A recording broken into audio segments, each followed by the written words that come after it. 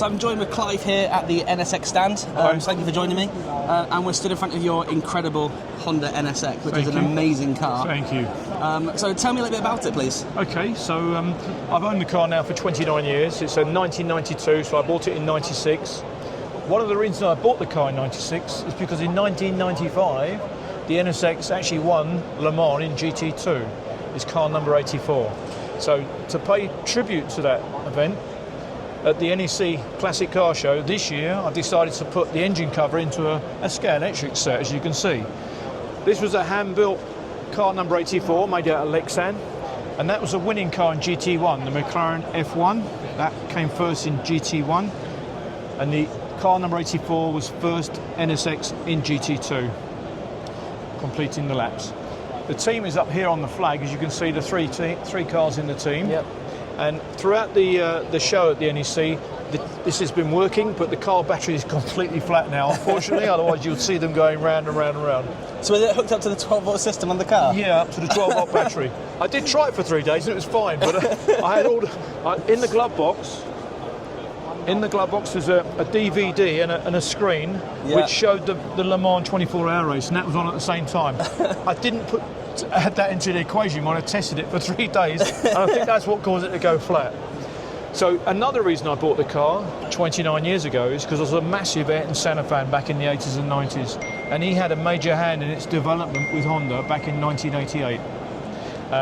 And it's become the iconic car, one of the world's finest cars to drive for handling. So did I hear that you've owned the car for 29 years? Correct, yeah. Fantastic. Bought in 1996. And do you use it regularly? Well, it's on 175,000 miles now, so I would say it's regularly used for a car club. I go to lots of events each year. Yep. This year, for instance, we do Euro trip. This year we went to the Le Mans Classic, and we did 3 parade laps at the Le Mans Classic with 42 NSXs. Wow. Which is That's quite a spectacle, I guess. And that was because of the NSX victory at Le Mans.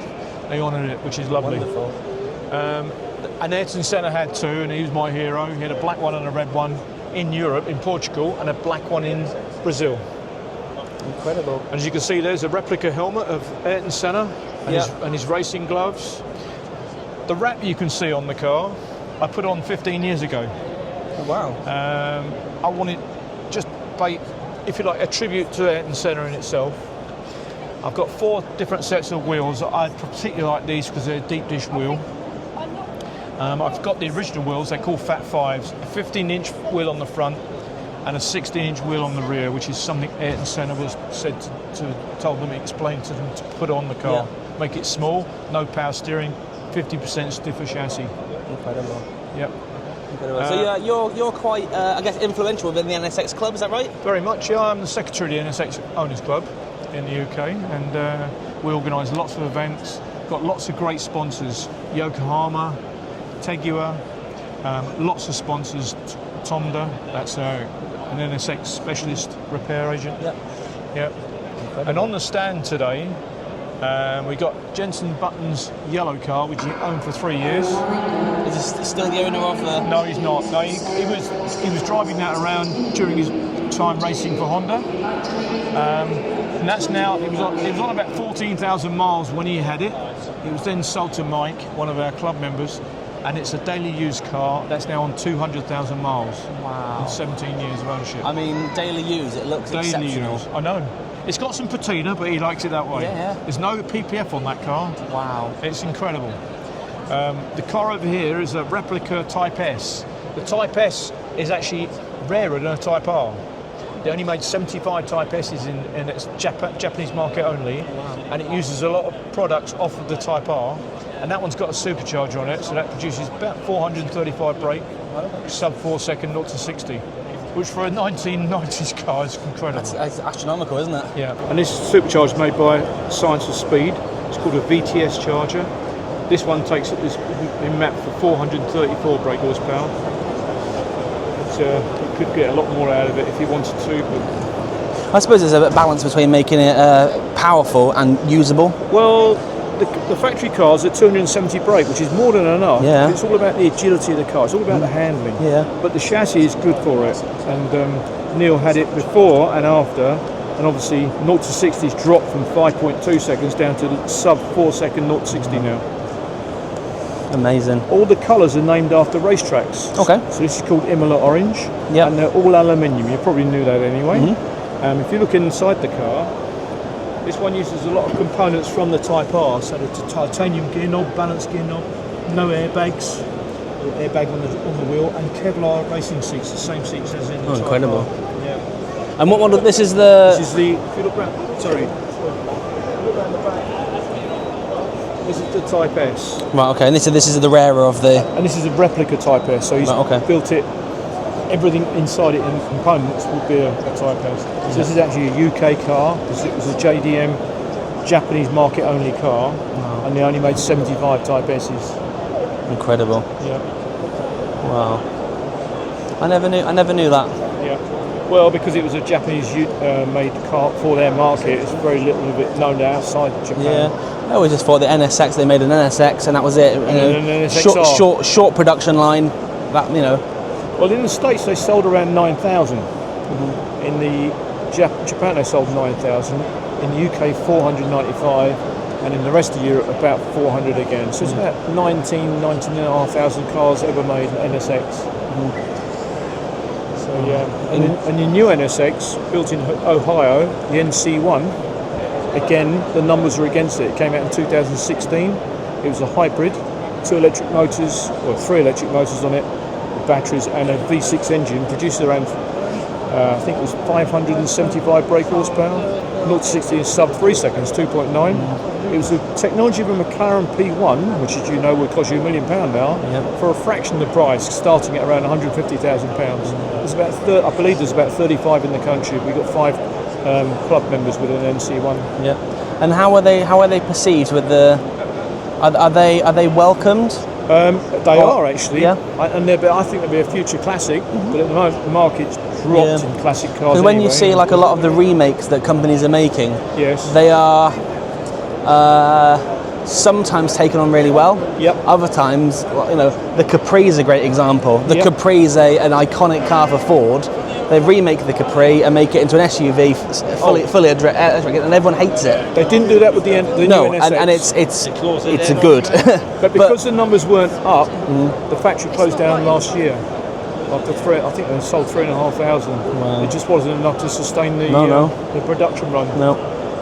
But there's talk of another NSX coming out, and I'm sure it's more modelled on these cars, and I'm sure it'll be a great success. Yeah. I'm certainly hoping so. Wonderful. But it is a timeless shape. Yeah.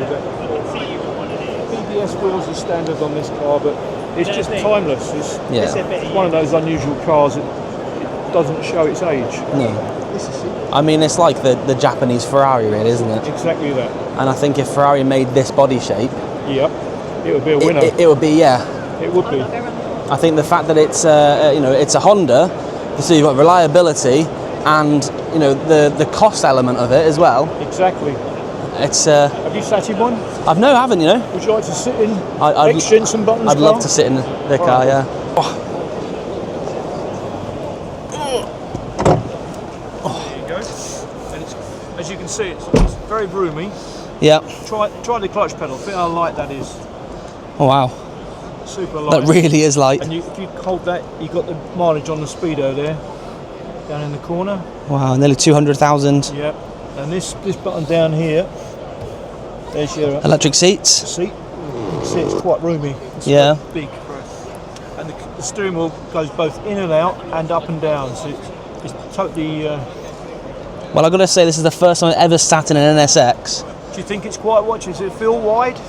It doesn't feel wide. It feels very narrow. It is, and beautiful vision because you've got very thin apron. Yeah. With that armrest just under your elbow there, and this armrest here, when you're driving along, it's so comfortable. So and even like the way the dash wraps round. Exactly, yeah. Oh, it's beautiful. Yeah. It's lovely. Stunning thing. No, I could see myself in one of these. It suits you, I've got to say. It suits you. And a nice bright colour too. Oh. A bit of Jenson Button's DNA on there. I'll never wash again. Exactly. No, it's stunning. So Jenson Button owned car. Oh, wonderful. And they come in two guises. This has a pop-up headlights. This one, the EU in 2002, we had used the fixed headlights. I've just noticed, obviously, the pop-up lights. Is that like a generation change, or is that like for certain markets, or just an optional extra? From my understanding, it was an EU regulation. They said it was too dangerous for the public, so they insisted all manufacturers no more pop-ups, and on went the fixed headlamps, which is a shame because I like the curvature of the pop-up headlamp. Yeah, I think pop-up headlights just stand out as something you got to go to. 100%. I mean, the NSX as a kid was my go-to car on the racing game Gran Turismo. Yeah. And it was just everything about it just looked amazing. The sleek lines. Well, I've got to say, when I bought the car, I had no grey hair then. A bit like you. 29 years, you know, has passed. A bit like you, black hair. Yeah. I know. There's a lot of fun, a lot of miles per smile per mile. Wow. Yeah. So how many people are in your club? We got, at the moment, 105 owner members, and we got 10 sponsors. There was only 490 NSXs sold in the 15 years of production in the UK. Wow. So from 1990 to 2005, only 495 cars were sold. When it came out in 1990, it was £70,000, the same price as the Porsche 911 Turbo, and only £5 short of the Ferrari. People couldn't get their heads around buying a Honda for the same price of a Porsche Ferrari, and those same people now wish they had done, because as you probably know, it was Supercar of the Year by all the magazine press from 1990 to about 1993. Yeah.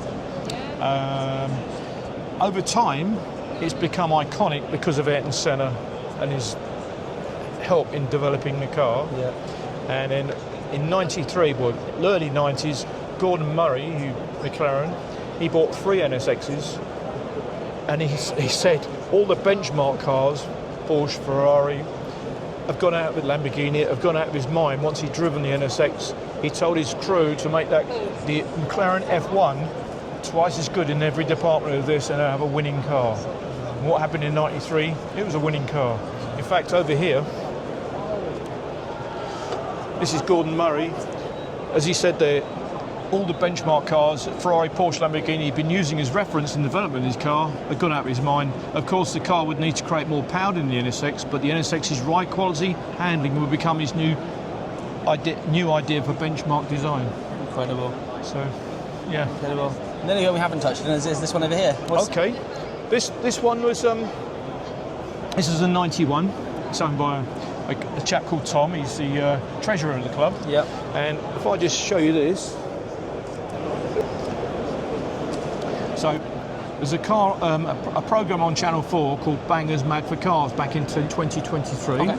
And on episode 2, Tiny Temper, DJ, he took it on a track in front of the cameras and he missed the first bend and he ended up causing £65,000 worth of damage.